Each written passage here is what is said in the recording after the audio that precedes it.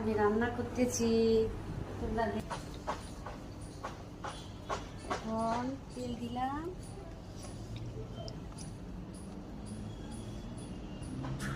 দিলাম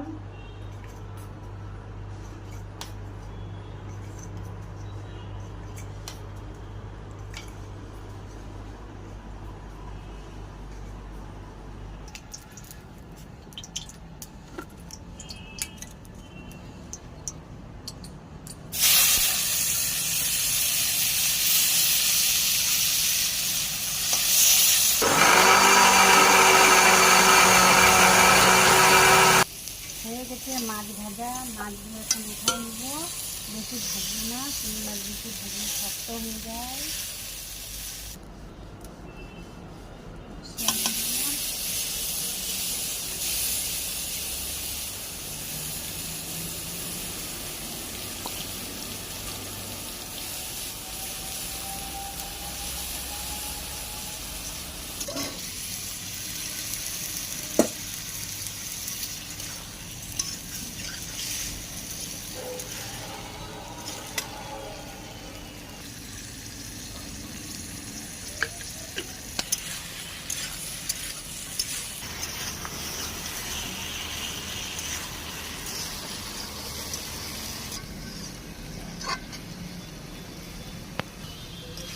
ভাজা হয়ে গেছে, এখন সিদ্ধ হলে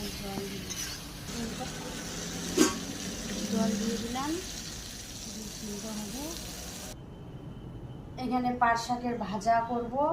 ওখানে উনানে আমি সবজি বসাই দিয়েছি, বর খাইতে আসবে।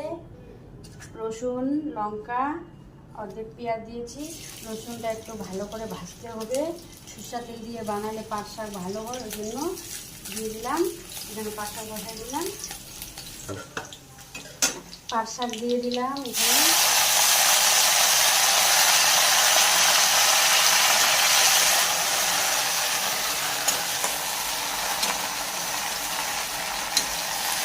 এখানে আমি ভাত দিয়ে দিয়েছি, ভাত হয়ে গেছে আমার রাইস কুকারে। ঘর আনতে থেকে তারার কাছে ওই জন্য বসে দিয়েছি। পাট শাক হয়ে গেল আমার। যে কোনো শাক বানাইতে অনেক সহজ। পাট শাক আমার হয়ে গেলো, এই যে 2 মিনিটের মধ্যে হয়ে গেল।